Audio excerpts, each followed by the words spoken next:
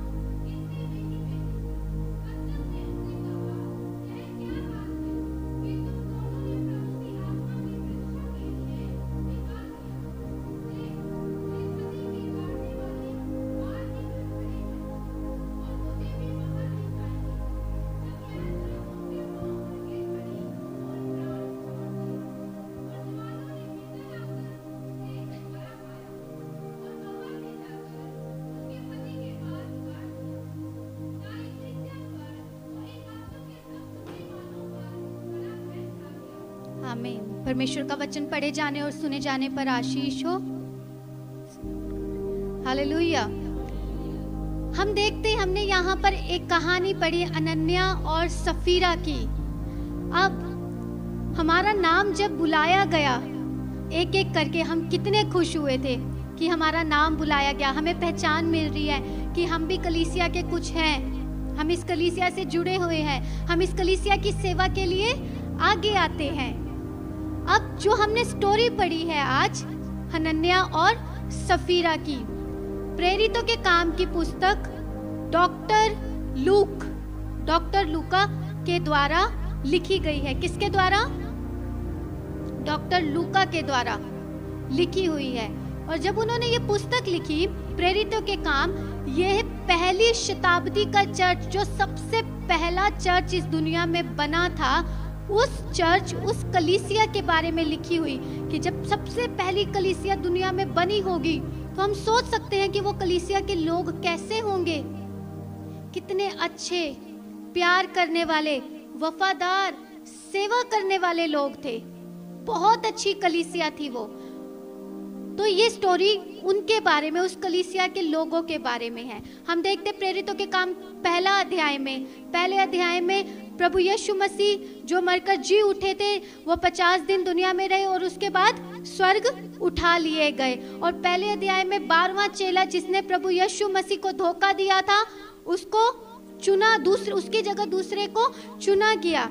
दूसरे अध्याय में हम देखते कि पवित्र आत्मा उस कलीसिया के 120 लोगों पर सबसे पहले उतरा। उसके बाद जब उन पर पवित्र आत्मा उतरा उस कलीसिया पर, दुनिया की पहली कलीसिया पर, तो वो वहां क्या हुआ? पतरस जो डरपोक था वो बोलने लगा, वो पवित्र शास्त्र को उठाकर, बाइबल को उठाकर, वचन को उठाकर परमेश्वर के नाम का प्रचार करने लगा। उसके बाद हम तीसरे अध्याय में देखते हैं कि पवित्र आत्मा भी आ गई, वचन का प्रचार होना शुरू हो गया। तो तीसरे अध्याय में वहां पर चमत्कार, चंगाइयां होनी शुरू हो गई। और जब वहां चंगाइयां हुई तो पतरस फिर मंदिर में महासभा में गया।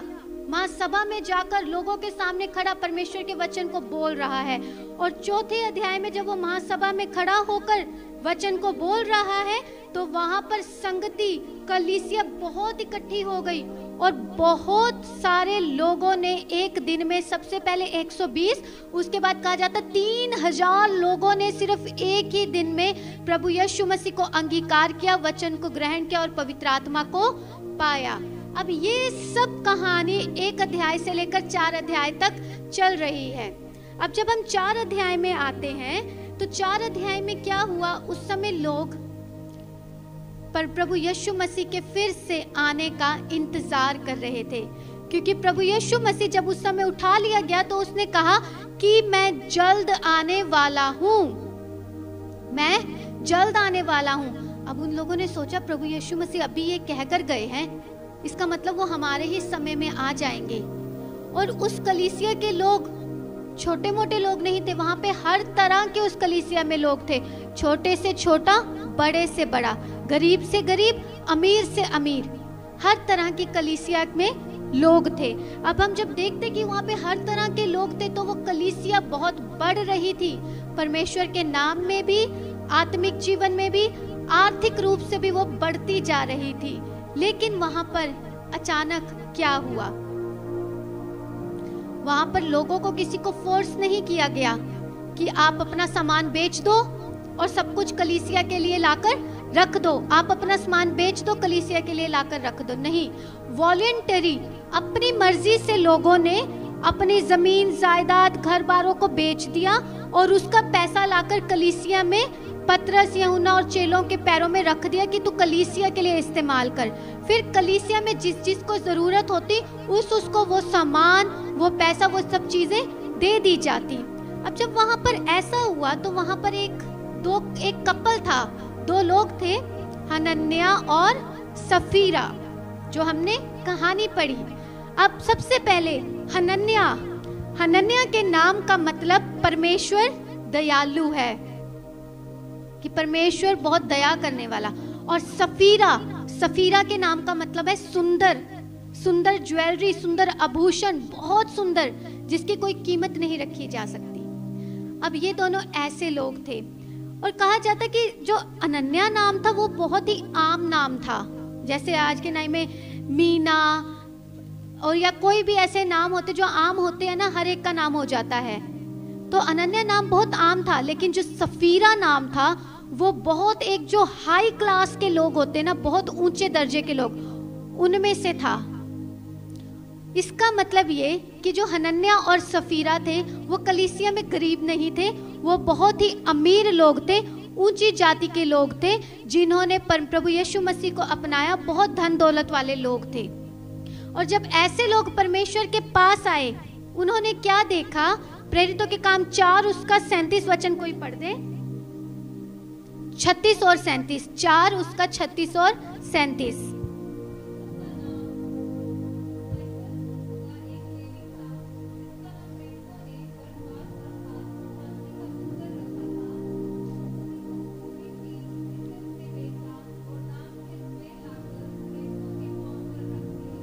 प्रेरितों के पांव पर रख दिए। सिर्फ यही लोग नहीं थे, अनन्या और सफीरा, उसके अलावा भी बहुत कलीसिया में लोग थे।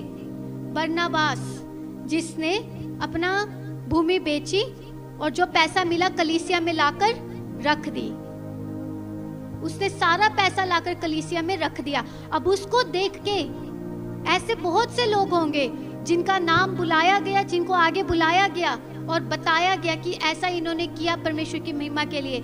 और सिर्फ एक अपने नाम को ऊंचा करने की खातिर ये कपल हनन्या और सफीरा, इन्होंने क्या किया? अपनी भूमि बेची। हनन्याह नामक एक मनुष्य और उसकी पत्नी सफीरा ने कुछ भूमि बेची और उसके दाम में से कुछ रख छोड़ा। पर इन्होंने यहाँ पर एक गलती कर दी। इन्होंने कलीसिया में बोल दिया कि हम भी आगे आएंगे, सेवा करेंगे, हम भी आगे आकर सेवा करेंगे। और इन्होंने जब प्रोक्लेम कर दिया, अब कलीसिया में क्या सिर्फ हम लोग ही खड़े हैं, यहाँ पर बैठे हैं, या कोई और भी है यहाँ पर? परमेश्वर है, पवित्र आत्मा की हजूरी है। जब आप कलीसिया में आकर बैठे हैं तो आप अकेले नहीं, यहाँ पर परमेश्वर का रूह है, परमेश्वर का आत्मा है, परमेश्वर की हजूरी है। परमेश्वर की पवित्र आत्मा में, परमेश्वर की हजूरी में उन्होंने आके एक वायदा किया। अब जब उन्होंने वायदा किया, लोगों को बता दिया, अब उन्होंने अपनी पूरी भूमि को नहीं, थोड़े से भूमि को बेचा और बेचकर जो उसका पैसा मिला उसमें से भी आधा रख लिया और आधा कलीसिया में दे दिया। जब उन्होंने अब ऐसा किया तो क्या हुआ वहां पर? वहां लिखा है, पतरस ने कहा, हे हनन्याह, शैतान ने तेरे मन में ये बातें क्यों डाली कि तू पवित्र आत्मा से झूठ बोले? किससे झूठ बोले? किससे झूठ बोले? जब हम कलीसिया में हैं तो हमारे साथ कौन है यहाँ पर? पवित्र आत्मा है, परमेश्वर की हजूरी है, परमेश्वर का मसा है। क्योंकि जब हम यहाँ पर आते हैं, सबसे पहले हम यही बोलते, पवित्र आत्मा तू हमसे बात कर, तेरी हजूरी हमारे बीच में होने पाए। अब यहाँ पतरस ने क्या कहा कि तू पवित्र आत्मा से झूठ बोले। देखिए, उनकी ये गलती नहीं थी कि वो पैसा क्यों संभाल के बैठे हुए थे। परमेश्वर आपको आशीषें देकर खुश होता है। नीति वचन में लिखा है, धन परमेश्वर की तरफ से आशीष है और वो उसमें दुख नहीं मिलाता है। चाहे किसी भी तरह के आपके घर में आशीष हो, किसी भी तरह का धन क्यों ना हो, प्रॉपर्टी क्यों ना हो, परमेश्वर उसमें आशीष देता है, दुख नहीं मिलाता है। उनकी कमी ये नहीं थी। उनमें कमी पता क्या आ गई? उन्होंने झूठ बोला। क्या किया उन्होंने? क्या किया उन्होंने? बचपन से हमें सिखाया जाता है झूठ बोलना पाप है। कलीसिया में आकर, कलीसिया के लोगों में, परमेश्वर की हजूरी में, पवित्र आत्मा की हजूरी में, प्रभु के सेवक की हजूरी में उन्होंने झूठ बोला। परमेश्वर आपको आशीष देकर खुश होता है, लेकिन वो ये कभी नहीं चाहेगा कि उसके बच्चे झूठ बोले। अब मैं बताना चाहूंगी कि झूठ कितनी तरह का होता है। सबसे पहले पारिवारिक झूठ, आर्थिक झूठ, सामाजिक झूठ और आत्मिक झूठ। यहां इन्होंने जो झूठ बोला, आर्थिक झूठ था और आत्मिक झूठ था। पारिवारिक झूठ क्या होता है, इसके बारे में मैं आपको बाद में बताऊंगी। सबसे पहले आर्थिक झूठ। आर्थिक झूठ, उन्होंने थोड़ा सा पैसा लिया, जो उनको पैसा मिला थोड़ा रख लिया, थोड़ा दे दिया, सबसे बड़ा झूठ बोला। दूसरा सामाजिक झूठ, जो हम दुनिया के लोगों के साथ मिलकर बोलते हैं। आत्मिक झूठ, जो हम खुद से तो बोलते हैं, पवित्र आत्मा से बोलते हैं, परमेश्वर से बोलते हैं, आत्मिक झूठ। अब यहाँ पर क्या हुआ, जब ऐसे झूठ बोले गए, इतने सारे झूठ, यहाँ पर दो तरह के झूठ। झूठ तो झूठ है, चाहे वो छोटा है चाहे वो बड़ा है, झूठ तो झूठ है। तो हमें इस झूठ के बदले में क्या करना चाहिए? अपनी जिंदगी में एक अनुशासन को लाना चाहिए, अपनी आत्मिक जिंदगी में। जब हमारी आत्मिक जिंदगी में अनुशासन आएगा, तभी हम परमेश्वर के साथ पवित्रताई से चल सकेंगे। यहाँ वचन में लिखा है कि तूने मनुष्य से नहीं परंतु पवित्र आत्मा से झूठ बोला है। हम उसके चौथे वचन में देखते, तूने ये बात अपने मन में क्यों विचारी? तू मनुष्यों से नहीं परंतु परमेश्वर से झूठ बोलता है। ये बातें सुनते ही हनन्याह गिर पड़ा और प्राण छोड़ दिए। अब सब सुनने वालों पर बड़ा भय छा गया। अब यहाँ पर क्या हुआ? सबसे पहली कलीसिया में जब उन्होंने झूठ बोला ना, उसी समय परमेश्वर का प्रकोप उन पर भड़का और वो वहीं पर मर गए। सबसे पहले हनन्याह वहां पर मर गया। हमारा क्या है? हम परमेश्वर की हजूरी में बैठकर झूठ बोलते हैं, पाप करते हैं। कितने लोग आज सुबह प्रार्थना करके आए? हाथ खड़े करें। झूठ नहीं बोलना है। जो झूठ बोल रहे हैं हाथ नीचे कर लीजिए। जो प्रार्थना करके आए हैं, वेरी गुड। ये सिर्फ आपको टेस्ट किया जा रहा था। हम परमेश्वर की हजूरी में हैं, हम प्रार्थना के साथ बैठे हैं, परंतु फिर भी बहुत से लोग झूठ बोलते हैं। सबसे पहले वहां पे क्या हुआ, उसी समय वो मर गया।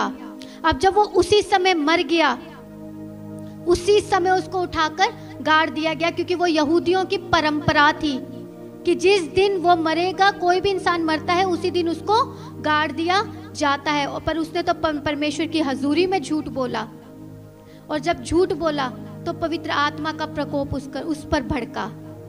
आज हमारी जिंदगी में क्या है? क्या हमारी जिंदगी में भी धोखा है, झूठ है, फरेब है? हम इस दिसंबर के आखिरी संडे में हैं। हमें नहीं पता अगला साल हमारे लिए क्या लेकर आएगा, हमारे परिवार में, हमारी जिंदगी में। हमें नहीं पता अगला दिन हमारी जिंदगी में क्या लेकर आएगा। क्या हम परमेश्वर के साथ अनुशासन में वफादार होकर चल रहे हैं?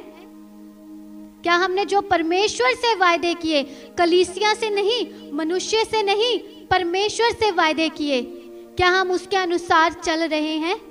हमने अपने जिंदगियों को आज जांचना है। हमें बाइबल बताती है वचन 3 में कि शैतान ने तेरे मन में ये बातें क्यों डाली। शैतान है, दुष्ट आत्माएं है, ये वचन हमें बताता है, लेकिन उन सब से ऊपर परमेश्वर है जो इस पूरी दुनिया को, शैतान को, वचन को, हर एक चीज को कंट्रोल करता है। शैतान ने तो उसके मन में डाल दिया, सबसे पहले ही कलीसिया में आ गया, उसके मन में डाल दिया। जब डाल दिया तो वहां पे परमेश्वर का भी प्रकोप भड़का और वो उसी समय मर गए।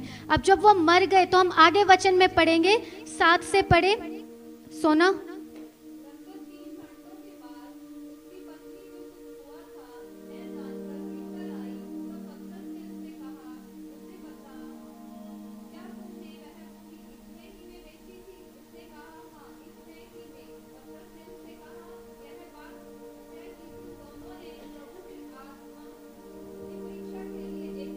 बस कि तुम दोनों ने प्रभु की आत्मा की परीक्षा के लिए एका किया। ये है पारिवारिक झूठ, ये है पारिवारिक झूठ।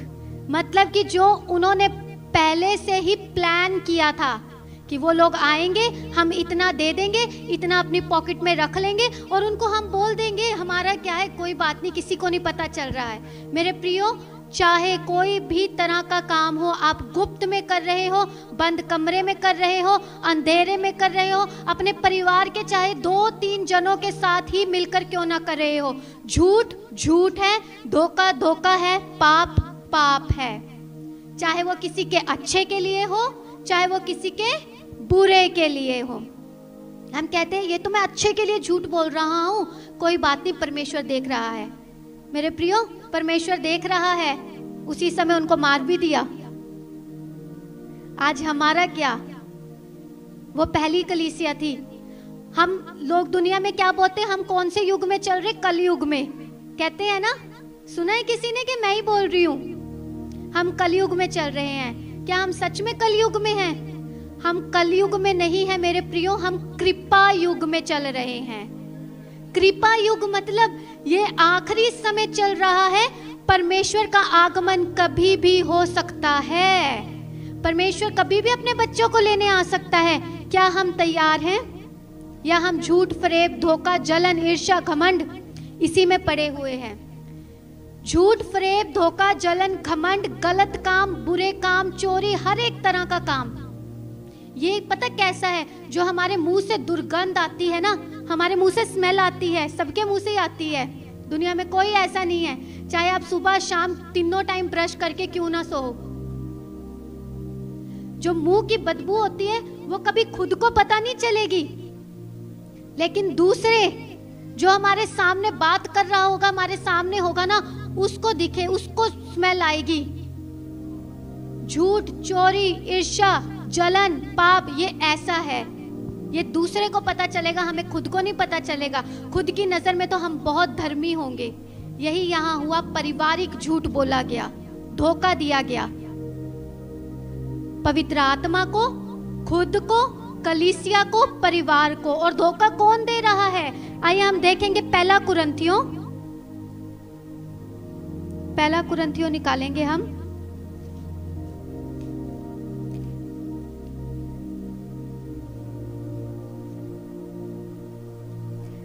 पहला कुरिन्थियों उसका 11 अध्याय,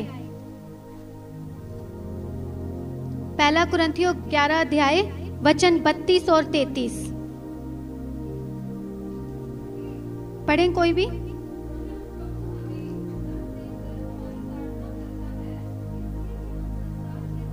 इकतीस वचन पढ़े।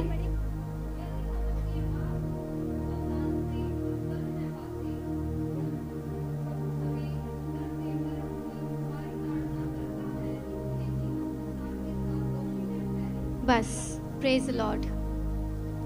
आज तो आखिरी संडे, हमें तो आशीष वचन देना चाहिए था, है ना, कि प्रभु आपको बहुत बढ़ाने जा रहा है नए साल में, प्रभु आपको बहुत ऊंचा करने जा रहा है, आपके नाम को प्रतिष्ठित करने जा रहा है। हालेलुया, आपके बच्चे बहुत आशीष पाएंगे, ये वो सो बहुत सारी हमें तो ऐसी बातें बोलनी चाहिए। लेकिन आज ये क्या प्रचार हो रहा है यहाँ पर? आज ये प्रचार इसलिए किया गया क्योंकि आप आखिरी संडे में चल रहे हैं इस साल के।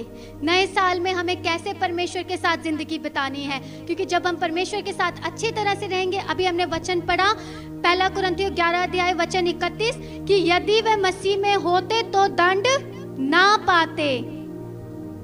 क्या आज हम परमेश्वर के साथ सही तरीके से चल रहे हैं, या हम इस परिवार की तरह जो बहुत अच्छे तो थे, कलीसिया में फलते फूलते थे, बहुत प्रार्थना करते थे, आराधना करते थे, वचन पढ़ते थे, दान देते थे, हर एक चीज में आगे थे, कोई कमी नहीं थी उस कलीसिया में। लेकिन शैतान ने उस कलीसिया के लोगों में आकर काम करना शुरू कर दिया।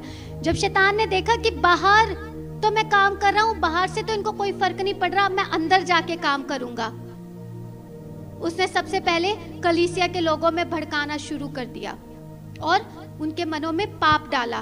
तो इसका क्या मतलब है? आज हमें अपनी जिंदगी कैसे बतानी है? पतरस ने कहा उससे, देख तेरे पति के गाड़ने वाले द्वार पर ही खड़े हैं और तुझे भी बाहर ले जाएंगे। तब वह तुरंत उसके पांव पर गिर पड़ी और प्राण छोड़ दिए। और जवानों ने भीतर आकर उसे मरा पाया और बाहर ले जाकर उसके पति के पास गाड़ दिया। सारी कलीसिया पर इन बातों के सब सुनने वालों पर बड़ा भय छा गया। भजन संहिता 2 में क्या लिखा है? डरते हुए उसकी उपासना करो और कांपते हुए मगन हो। उसकी हजूरी में डरते हुए आओ। डरना कैसे है? जब मैं किसी से प्यार करती हूँ तो मैं उसकी हर एक बात को मानूंगी। वो एक पॉजिटिव डर है, एक प्यार वाला डर है। अब मैं अपने माँ बाप को प्यार करती हूँ तो अगर ये मुझे कोई बात कहेंगे तो मैं उस बात को मानूंगी कि नहीं? अभी कुछ बच्चे आते हैं पास्टर जी के पास, सीखते हैं। पास्टर जी चाहे इनको डांटे, कुछ भी करे, ये बच्चे प्यार करते हैं, इनको पता है कि ये सिखा रहे हैं, तो वो उनकी हर एक डांट को सुनते भी है और मानते भी है। लेकिन अगर मैं प्यार नहीं करती तो मेरे को कोई फर्क नहीं पड़ता कि मुझे कोई डांटे या कुछ भी करे। हमारे दिल में आज परमेश्वर के लिए कैसा डर है? प्यार वाला डर है या फिर गुस्से वाला है? ऐसे ही डर रखा हुआ कि ओ अगर मैं बात नहीं मानूंगी तो परमेश्वर मुझे भस्म कर देगा, मार देगा। क्या हम परमेश्वर को जो वायदे करते हैं वो पूरा करते हैं? आज ये हमने अपनी जिंदगियों से जांचना है। देखो, परमेश्वर ने सब कुछ नियंत्रण में किया हुआ है। हमने ये जांचना है कि क्या हम परमेश्वर के साथ सही चल रहे हैं। उसके लिए कोई क्लास लेने की जरूरत नहीं। आप कलीसिया में आए, कलीसिया आपको सही बातें सिखाएंगी। एक बार एक RBI, reserve bank of India, जो नोट छापती है, उन्होंने क्या किया, जो उनके वर्कर है ना, जो नोट छापते हैं, उनके एक वर्कर से एक सवाल किया गया कि आपको पता कैसे चलता है कि ये असली नोट है या नकली नोट है? क्या आपको नकली नोट की भी आप स्टडी कैसे करते हैं, कैसे पता चलता है? तो उनके जो एक एम्प्लॉय था उसने कहा कि हम नकली नोट का तो हमें कोई फर्क नहीं पड़ता, हम हाथ में पकड़ते हैं और हमें पता चल जाता है ये नकली। कैसे?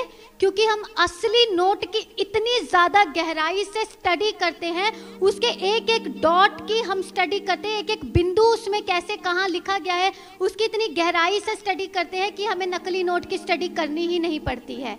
तो असली नोट जब हमारे हाथ में आता है हमें पता चल जाता है ये असली है, और नकली का हमें जैसे हाथ में आता है पता चल जाता है ये नकली है। अब हमें क्या करना है? जब हम परमेश्वर की हजूरी में हैं, जब हम इस पवित्र वचन को पढ़ते हैं, हमें पता चल जाता है कि हमारा आत्मिक जीवन कैसा है। तो हमें ये देखने की जरूरत नहीं कि मैं दूसरी चीजों की भी स्टडी करूं कि कैसे चलना है। मैं लोगों से पूछूं कि बताओ हमें, आप कलीसिया में आ रहे हैं, वचन सुन रहे हैं, वचन पढ़ रहे हैं, और इस कलीसिया में आपको सही बातें सिखाई जाएंगी। ऐसी ऐसी बातें नहीं सिखाई जाएंगी कि जो आपके कानों में मीठे मिश्री की तरह घुल जाए कि बस प्रभु इतना मीठा है, प्रभु बहुत प्यार करने वाला है। हाँ, प्रभु है प्यार करने वाला, लेकिन वो धधकती हुई आग भी है जो भस्म कर देती है। यहाँ पर यही हुआ। वो लोग क्या कर रहे थे? झूठ बोलकर, धोखा देकर, फरेब कर कर आग से खेल रहे थे। अब जब वो भस्म करने वाली आग से खेल रहे थे तो क्या होगा? वो आग उन्हें जला देगी, और वही हुआ। आज हमारी जिंदगी में भी क्या है? जब हमें अच्छी अच्छी बातें सुनने को मिलती है ना, हम बहुत खुदा की तारीफ करते हैं, लेकिन जब हम कुछ ऐसी बातें मिलती है जो हमें चुभे, तो हमारी जिंदगी में हम चुप हो जाते हैं, सुन हो जाते हैं। मेरे प्रियो, मैं चाहती हूँ कि आप इन वचनों को पर्सनली लो। आप ये सोचो कि ये मेरे लिए कहा जा रहा है, क्योंकि ये आप ही के लिए कहा जा रहा है। जब हर एक इंसान ये देखकर इस वचन को लेगा कि ये मुझे सिखाया जा रहा है, ये मुझे पॉइंट आउट करके कहा जा रहा है, तभी आप अपनी जिंदगी को बदल पाएंगे। तभी आपकी जिंदगी में आशीष भी आएगी, चंगाई भी आएगी, बरकतें भी आएगी, आपके नाम को ऊंचा किया जाएगा। क्योंकि परमेश्वर का वचन कहता है कि but seek ye first the kingdom of God, सबसे पहले उसके राज्य की खोज करो तो संसार की जितनी वस्तुएं तुम्हारे पीछे आ जाएंगी।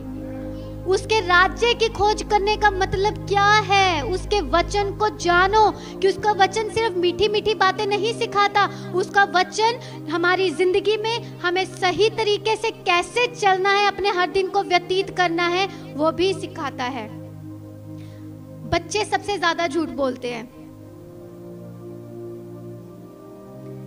एक पोयम है, जॉनी जॉनी यस पापा, सभी ने सुनी होगी, है ना? Johnny Johnny yes papa, eating sugar no papa. उसकी जो वीडियो बनाई जाती है ना, उसमें सबसे पहले यही झूठ ही दिखाया जाता है। बच्चा गया किचन में से चीनी उठाई, मुंह में डाल दी, खा ली। अब उसको जब उसका पिता पूछ रहे कि जॉनी जॉनी बेटा तूने चीनी खाई है, पहले उसको पूछा जॉनी जॉनी, उसने कहा हाँ पापा। ईटिंग शुगर, तूने चीनी खाई है? उसने कहा नो पापा, मुंह में चीनी है। सबसे पहले झूठ बोल रहा है। आज हम क्या कर रहे हैं? उस बच्चे की तरह है, क्योंकि हम पाप भरे शरीर में पैदा हुए, पाप भरी जिंदगी में रहते हैं। झूठ बोलना पाप है, चाहे वो छोटा हो, चाहे वो बड़ा हो, चाहे वो बुजुर्ग हो। आज हमारी जिंदगी में भी क्या है? कलीसिया कोई स्वर्गदूत नहीं है। कलीसिया में लोग स्वर्गदूत नहीं है जो गलती कर ही नहीं सकते। हम गलतियां करते हैं। यहाँ पर हनन्या और सफीरा को एक मौका तक नहीं दिया गया, एक मौका नहीं मिला उन्हें पश्चाताप करने का, क्योंकि उन्होंने पवित्र आत्मा की हजूरी में झूठ बोला। लेकिन आज हमारे पास मौका है। हम इस साल के आखिरी संडे में चल रहे हैं, अंतिम दिनों में चल रहे हैं। 4 दिन बाद नया साल चढ़ जाएगा। हमें नहीं पता नया साल हमारे लिए क्या लेकर आए। ये साल तो कोरोना लेकर आ गया, अगला साल पता नहीं क्या लेकर आए। हमें पता नहीं हम जीवित रहेंगे या नहीं, कुछ भी हो सकता है हमारे साथ। सही कह रही हूं मैं? चाहे वो बच्चे हो, बूढ़े हो, बुजुर्ग हो। क्या आज हम परमेश्वर की हजूरी में अपने आप को पवित्र करके, सही करके चल रहे हैं? रोमियो 6:23 में लिखा है, पाप की मजदूरी मृत्यु है, परंतु परमेश्वर का वरदान हमारे लिए अनंत जीवन है। पूरी वर्ष पढ़ा करो, तभी जब वचन पढ़ेंगे तभी हमें पता चलेगा क्या लिखा है। पाप की मजदूरी मृत्यु है। जब हम पाप को पानी डालते रहेंगे, पानी डालते रहेंगे, पानी डालते रहेंगे, तो वह पेड़ बन जाएगा, और एंड में क्या है? उसकी मजदूरी मृत्यु है। सिर्फ शारीरिक मृत्यु नहीं, आत्मिक मृत्यु। आज हमारा क्या है? आज हमारा जीवन कैसे चल रहा है? क्या हमारा आत्मिक जीवन अनुशासन में है? क्या हम अनुशासन के साथ परमेश्वर में चल रहे हैं, या फिर हम ऐसे ही दुनिया के लोगों की तरह चल रहे हैं? कोई बात नहीं, सब करते हैं, मैं भी कर रहा हूं, कर रही हूं, देख लेंगे जो भी होगा। किसने देखा है स्वर्ग और नर्क? परमेश्वर के लोगों ने देखा है। इस वचन के द्वारा परमेश्वर के लोगों ने स्वर्ग और नरक को देखा है। मेरे प्रियो, परमेश्वर बहुत जल्द आने वाला है। क्या मेरी कलीसिया तैयार है परमेश्वर के साथ जाने के लिए? क्या हम तैयार हैं? क्या हमने अपने आत्मिक जीवन को अनुशासन में रखा हुआ है? क्या हम इस आखिरी समय में, इस साल के अंतिम संडे में ये निर्णय ले सकते हैं कि प्रभु हम तेरे साथ वफादार होकर चलेंगे, जैसे पास्टर जी ने आराधना के दौरान कहा कि हम वफादार होकर चलने के लिए तैयार हैं? तो क्या हम तैयार हैं वफादारी से चलने के लिए, या हम पखंडी हो रहे हैं? बाहर से कुछ और, अंदर से कुछ और, दिखावे के लिए कुछ और, अंदर हमारे मन में कुछ और ही चल रहा है। कह तो रहे हैं हम परमेश्वर के साथ चल रहे हैं, लेकिन हमारे मन में क्या है? हमने अपने आप को जांचना और परखना है, क्योंकि जब हम अपने आप को जांचेंगे, परखेंगे, हर एक तरह के गलत कामों को, गलत बातों को अपनी जिंदगियों से दूर करेंगे, तभी पवित्र आत्मा हम में वास करेगा। नहीं तो जैसे हनन्याह और सफीरा की जिंदगी में शैतान आ गया, उन्हें पता भी नहीं चला। हमारी जिंदगी में भी, हमारे घर में, हमारे मन में शैतान आ जाएगा और हमें पता भी नहीं चलेगा। क्या हम तैयार हैं एक नए निर्णय के साथ? प्रभु, इस नए साल में मैं पूरी वफादारी, ईमानदारी के साथ तेरे साथ चलूंगा। ना मैं शारीरिक झूठ बोलूंगा, ना मैं आर्थिक झूठ बोलूंगा, ना मैं पारिवारिक झूठ कहूंगा, ना मैं आत्मिक झूठ कहूंगा। परमेश्वर हमारी सच्चाई से खुश होता है। वो परमेश्वर इसलिए दुनिया में आकर मारा गया, गाड़ा गया, क्योंकि वो सच्चाई का प्रचार कर रहा था। और जब वो सच्चाई का प्रचार कर रहा था, इसीलिए वो मुर्दों में से तीसरे दिन जी उठा है और आज स्वर्ग में पिता के दाहिनी तरफ जाके बैठा है और अपने लोगों को जल्द लेने के लिए आने वाला है। अगर हम आज दुनिया को दिखाने के लिए झूठ बोलेंगे और सच नहीं बोलेंगे कि हमें दुनिया क्या कहेगी, तो मेरे प्रियो, हम स्वर्ग में जा पाएंगे? वचन में कहा कि अगर तू दुनिया के सामने, प्रभु यीशु मसीह ने कहा, मेरा इनकार करेगा, तो मैं अपने पिता के सामने तेरा इनकार करूंगा कि मैं इसे नहीं जानता। क्या आज हम तैयार हैं एक अनुशासन के साथ जीवन बिताने के लिए, सही रूप से वफादार होकर परमेश्वर के साथ चलने के लिए? परमेश्वर हमें सब कुछ देना चाहता है, पर वो हमारी जिंदगियों को देख रहा है कि हम कैसे उसके साथ चल रहे हैं। अगर हम अच्छे से चल रहे हैं, हमारी जिंदगी में परेशानी तो आएगी, लेकिन उसमें से निकाल देगा। लेकिन अगर हम सही तरीके से नहीं चल रहे, तो हमें पता भी नहीं चलेगा हम कब पाप में गिर जाएंगे। तो क्या आप परमेश्वर के आगमन में उसके साथ जाने के लिए तैयार हैं? नए साल में क्या आप वफादारी से परमेश्वर की हुजूरी में कदम रखने के लिए तैयार हैं? अगर तैयार हैं तो आइए हम अपनी आंखों को बंद करें।